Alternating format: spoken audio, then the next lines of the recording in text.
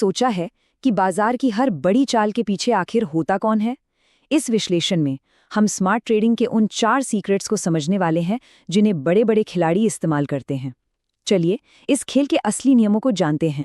लेकिन आगे बढ़ने से पहले एक सवाल का सामना करना जरूरी है जो हर ट्रेडर को परेशान करता है कि आखिर क्यों ज्यादातर लोग मार्केट में पैसा गंवा देते हैं।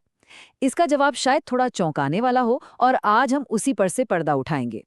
जवाब इस तस्वीर में छिपा है। ये एक लड़ाई है।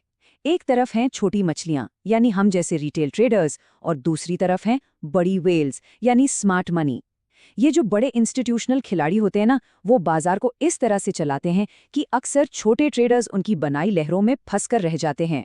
तो फिर इस लड़ाई को जीतने का तरीका क्या है? तरीका है दुश्मन की तरह नहीं, बल्कि उनके साथ सोचना। हमें स्मार्ट मनी के राज को समझना होगा।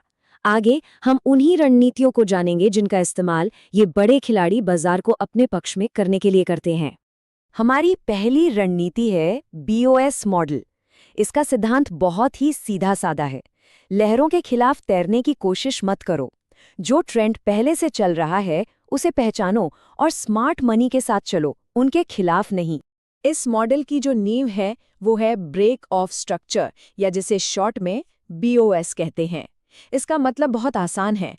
जब कीमत पूरी ताकत से अपने पिछले हाई या लो को तोड़कर आगे निकल जाती है तो ये एक साफ इशारा है कि ट्रेंड में अभी भी बहुत दम है और वो उसी दिशा में चलता रह सकता है। जरा इस चार्ट पर गौर कीजिए। कीमत ऊपर जा रही है और बूम, उसने पिछले हाई को तोड़ दिया।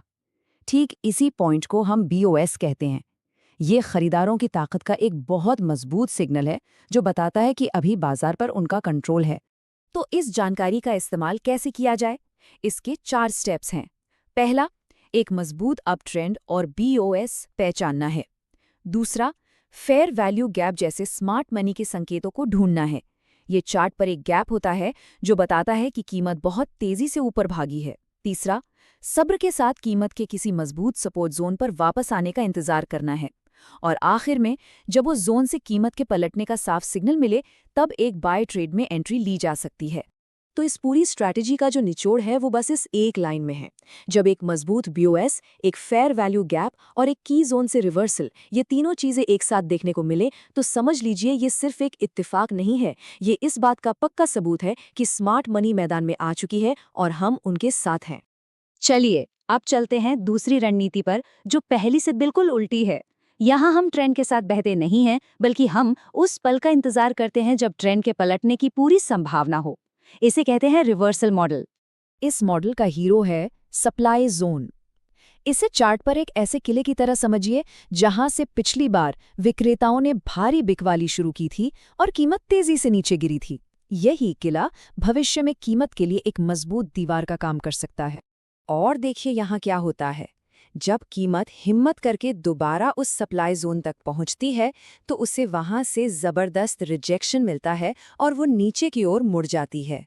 ये इस मॉडल का एक क्लासिक उदाहरण है। इस मॉडल को अमल में लाने की प्रक्रिया को समझिए। पहला, कीमत के सप्लाई जोन तक पहुंचने का इंतजार करें। दूसरा, ये देखें कि क्या कीमत रिजेक्ट होकर बाजार के हाल के स्ट्रक्चर को बदलती है, जिसे चेंज ऑफ कैरेक्टर या चोच भी कहते हैं। तीसरा, कीमत के वापस एक रेजिस्टेंस एरिया पर आने का इंतजार करें। और चौथा, एक मंदी के रिवर्सल सिग्नल पर सेल ट्रेड में एंट्री करें।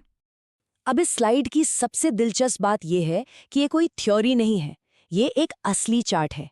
यहाँ देखिए, कीमत सप्लाई जोन और ऑर्डर ब्लॉक, जो स्मार्ट मनी के बड़े ऑर्डर्स का एरिया होता है, से टकराकर कैसे रिजेक्ट हुई।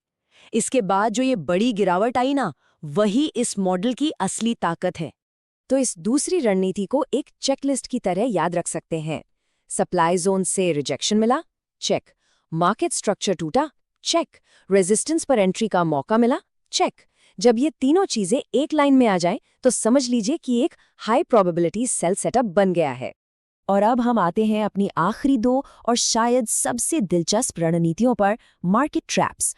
अब हम सीखेंगे कि स्मार्ट मनी कैसे रिटेल ट्रेडर्स के लिए जाल बिछाती है और इससे भी जरूरी, हम उस जाल को अपने फायदे के लिए कैसे इस्तेमाल कर सकते हैं।